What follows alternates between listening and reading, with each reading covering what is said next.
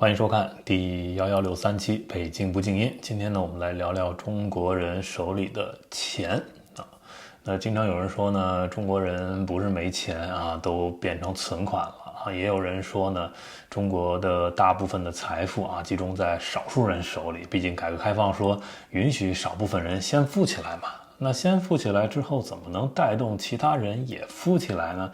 这就必须得提醒大家，千万不要忘了中国的执政党啊，叫中国共产党啊，它永远是共产党。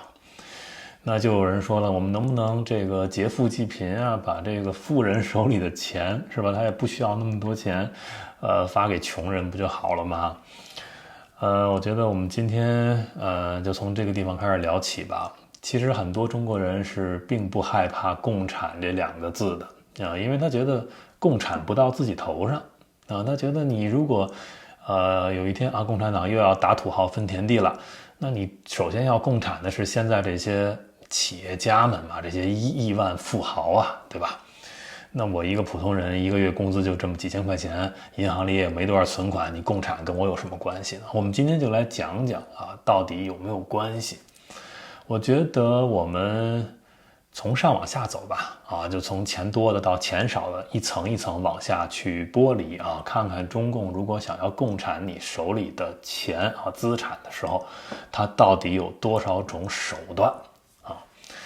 那第一层啊，就是这些亿万富翁，是吧？好，亿万富翁啊，比如说他手里有1000亿啊，这么多资产，那政府说了，那你出个100亿吧，拿出来，很多人觉得那没什么大不了嘛，那剩下900亿他也花不完，是吧？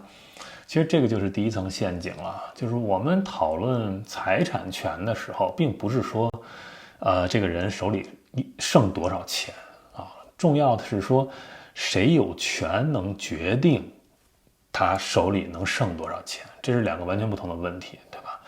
那中国政府手里其实有大量的，就是可以合法影响这些企业家财产的，我们叫工具好了啊。你比如说反垄断是吧？这可以罚款啊，税务可以去追缴。那如果你涉嫌犯罪呢，还可以查封、扣押、冻结啊，这些都可以。当然，这些制度不是说中国特有的了啊，你正常的国家都应该有这些权利嘛。但问题在中国是说，谁限制使用这些权利的人，对吧？那你如果行政权、公安、检察、法院啊，以及这之间啊，缺少一个真正独立的制衡，那本来刚才说的这些法律工具是正常的，在特殊的政治环境下，它就能产生不同的效果。你比如说啊，中国这个高度集权的政府，在它面临越来越严重的财政压力、债务压力啊、社会保障压力，再加上经济危机啊，他有什么办法呢？可以把这些亿万富翁的这个钱啊，转移到国家能控制的这个体系里，对吧？这个就是很有意思了。那不需要政府说啊，我没收你，对吧？因为企业也可以自己宣布啊，感受到压力之后自己宣布我要捐款啊，我要成立这个公益基金啊，我要响应政府所谓的共同富裕啊。前面改革开放我们先富裕起来，我们现在要共同富裕，因为中国政府一直就说啊，所谓的第三次分配啊是要以自愿为基础的啊，所以就不是说政府强制你这个富翁啊你来捐款，不是强制。但是呢，会让你自愿的，对吧？那什么叫自愿呢？对吧？一个企业家啊，在充分判断了政治环境之后做出的所谓自愿，是真的自愿吗？啊，那我觉得可能这第一层啊，大家听听就完了，因为毕竟大家都不是这个亿万富翁，是吧？那好，第二层跟你的关系就更近一点了。第二讲的就是这些企业主啊，这些所谓的老板，是吧？也没多风光，是不是？可能有的是开工厂的，开公司的，开餐馆的，做电商的，对不对？手里有那么几个员工、10几个员工、几十个员工的，这些都是企业主啊。那我相信可能有的人就是这一批的啊，或者你的朋友有这样的人，对吧？那到这一层级，我觉得政府不需要再说什么我们共同富裕，你自愿的捐点什么，不用讲这种政治语言了啊。政府手里有更多的行政工具可以用啊，税务、工商啊，消防、环保、社保，什么市场监管啊，土地什么行政处罚，全来了，对吧？地方财政遇到高度困难的时候，会不会这种创收性的执法呢？这个不是说我们去黑中国政府啊，是他自己说的。他这些年一直在自己整治啊，所谓的叫趋利性执法，就什么意思？就是说把这些执法啊，这些部门和你这个地方利益部门利益全联系起来，就乱罚款啊，违规的异地执法啊，乱查封、乱冻结，然后把这个行政和刑事手段介入到普通的经济纠纷里。2025年啊，中国施行了一个叫《民营经济促进法》，里面就专门写了不得超权限、超范围、超数额、超时限去查封、扣押、冻结财物。为什么有这个法出来啊？为什么中央要有一个专门治理这个问题呢？这不就说明这个问题是存在的吗？对吧？所以这个刚才讲这第二层啊，就是用刚才这些方法啊手段就可以共产你的钱了啊。好，有人说了，那我不是老板啊，我就是一打工的那怎么共产到我？我们讲第三层啊，你先说说你有没有房，对吧？你在中国，我们知道一个家庭最大的财富就是房嘛，对吧？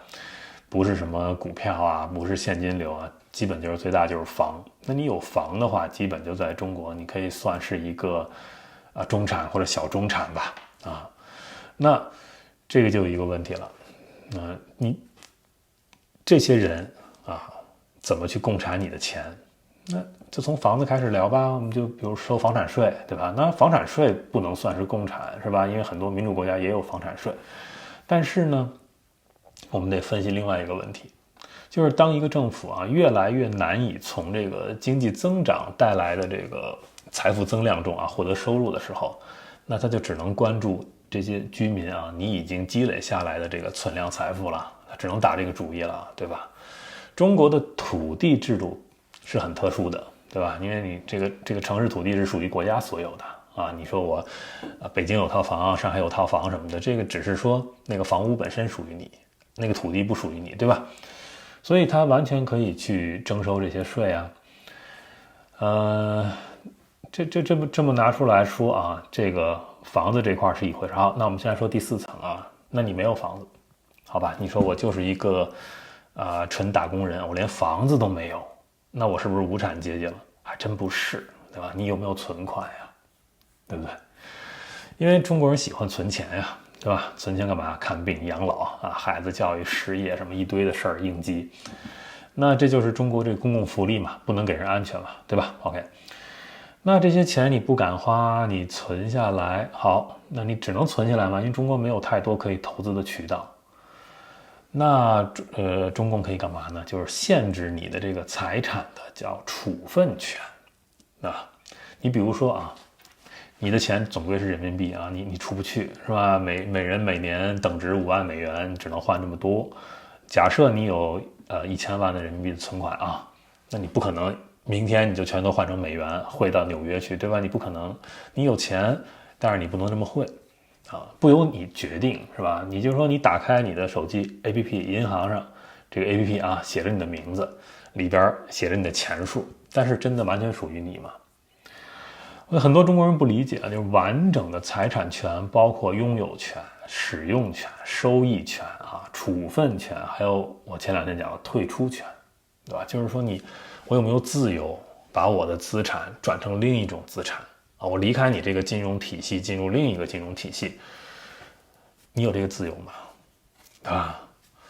好，这是第4层啊。好，接着我们说第5层。有人说呢，我连财产，我连这个存款都没有，你怎么共产我？我只剩下工资啊，我要月光啊。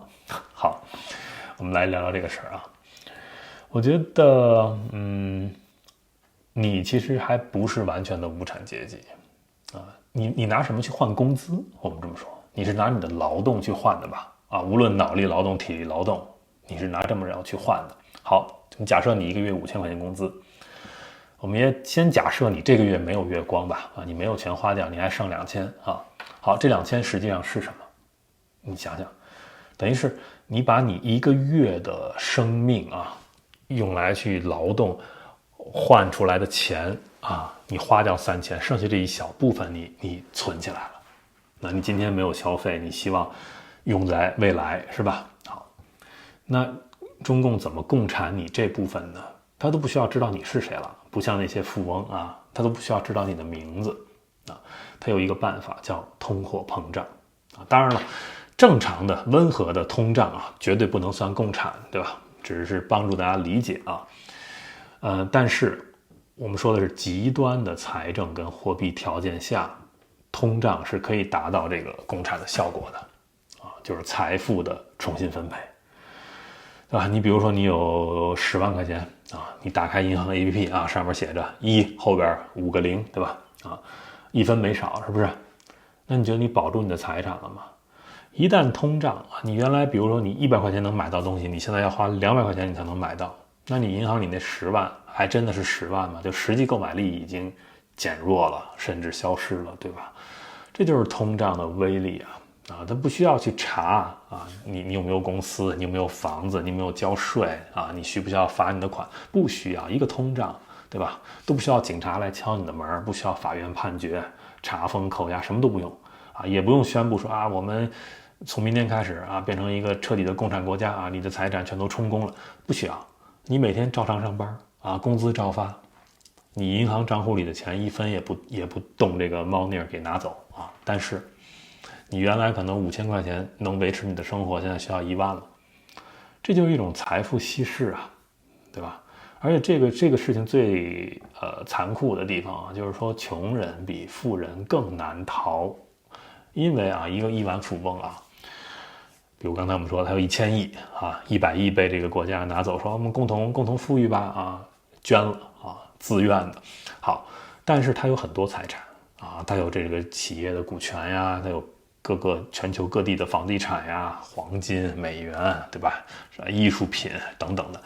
那一个每个月只有5000块钱工资的普通人啊，你有什么？你只有这工资啊，你没花掉的钱就这点钱啊，这就是你的工资。所以你的购买力，你的货币购买力一旦快速下降，你没有任何办法可以对冲，是吧？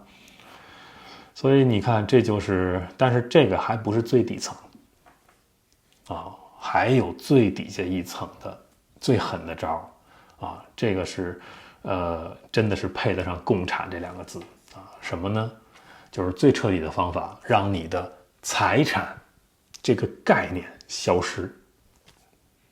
就前5种方法啊，无论多么极端，它都有一个共同的前提吧，就是至少还承认你有私人财产，对不对？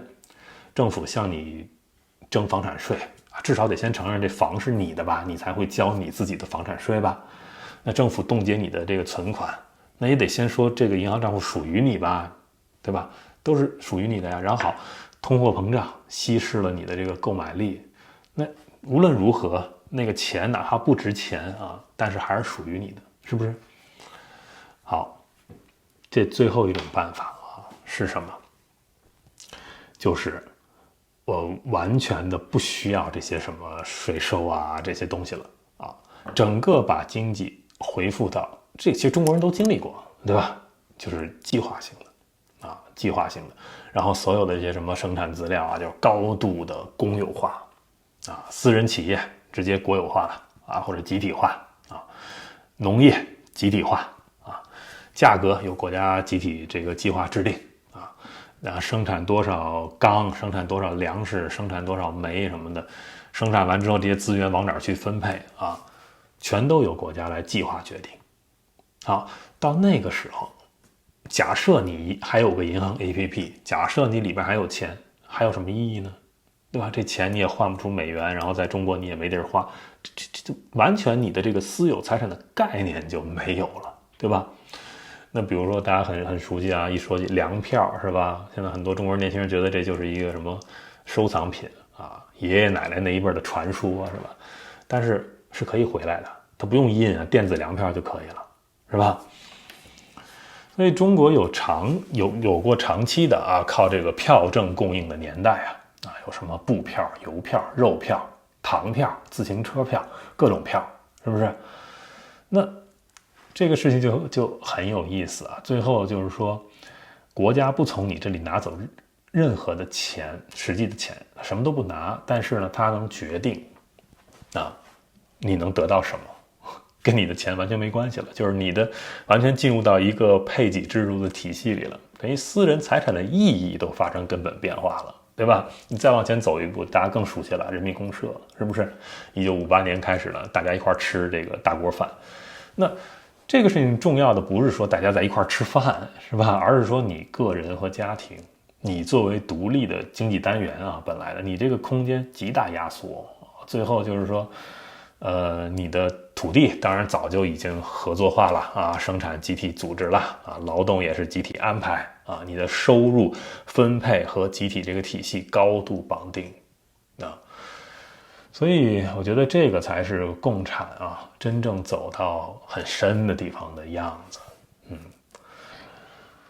好那我觉得最后再说说很多中国人喜欢说说我就是无产阶级这个可能是一个非常大的误会就是我觉得很多人中国人以为那我又没有1000万是吧？我没有什么东西可以失去我没有房子，我没有东西可以失去甚至我没有存款。但其实你能出去工作你得到的这个东西本来就是你的，对不对？但是最彻底的共产就是说你这些东西都不是你的。你能想象吗？就是你现在觉得你自己的1亩3分地儿，你觉得你自己的这个收入再低你可以自由去支配什么的，这些东西其实还是属于你的，你不是真正的无产阶级。那共产是把这部分的权利和自由都共产掉了那走到极端那就也不存在什么富人和穷人了就是你就几乎没有能够自主支配的东西，对吧？所以你为什么现在一聊起来1958年这个人民公社其实比刚建国那会儿什么打土豪分田地杀资本家抢资本家还要可怕呢？就因为你说当时就强迫进到人民公社里的这些中国的普通农民，他们是有钱人吗？不是，对吧？他们是中国最普通的也是最穷的人，对吧？但是就是这些人还要被中共纳入到这种最激进的公有化集体化的这么一个实验之中所以现在中国人你不要觉得说你现在不是亿万富翁，你也不是开公司的，你甚至没有房，你甚至没有存款，你说我没有钱，所以共产主义伤不到我是无产阶级，站不住脚的。你去看看历史不远，就这100年内70年内的历史你看看，因为你永远不要忘了它叫什么，它叫中国共产党，这个名字没变过，对不对？那有人说了，现在都2026年了，21世纪了，怎么可能突然恢复人民公社突然发粮票什么的，对吧？是不一定是这个样子，对吧？中国现在存在这种庞大的民营经济也有那么多的商品房也有股票市场是吧？等等等等，包括宪法也明确写着是吧？这个公民合法的私有财产不受侵犯。但是我觉得中国不是一个正常的国家吧？它不是一个充分有这个权力制衡的国家吧？那我们必须说了，在未来在巨大的经济财政或者政治危机之下，那它可以决定我不断扩大国家对私人财富和资源的配置的这种控制。我们今天聊的就是这个，它有做这些控制的，手里有这些工具以及我们刚才聊到了从第1层到第6层，就是当他使用这些工具的时候，最远他可以走到哪里，走到多深因为为什么要聊呢？这不是一个纯粹的思想实验因为中国曾经搞过的所有的这些共产的这些手段都搞过，我们没有在这儿写科幻小说一定记住啊，它不叫什么什么中国发展党啊，什么中国社会党、民主党啊、民族复兴党，不是，它的名字叫中国共产党，一定记住啊。OK 吧？我觉得真正的问题啊，其实不要去想着说，他下一步会先共产谁，是吧？先共产亿万富翁，还是先共产有房阶级？不在这个，只要他能共产，他共产谁都可以，谁也跑不了，你明白吗？好吧，我觉得就是今天就聊这么多吧。我希望所有的中国人能够理解一句话啊，就是你的东西就是你的啊，你不要觉得这些东西都是国家赏赐给我的。很多人是这么以为啊，当然了，国家也希望你这么以为。那当某一天啊，我说的这第6层共产真正实现的时候，那确实所有人都必须这么以为啊。我每天的连呼吸的空气都是国家赏赐给我的，这就是共产国家啊。感谢收看、订阅、分享。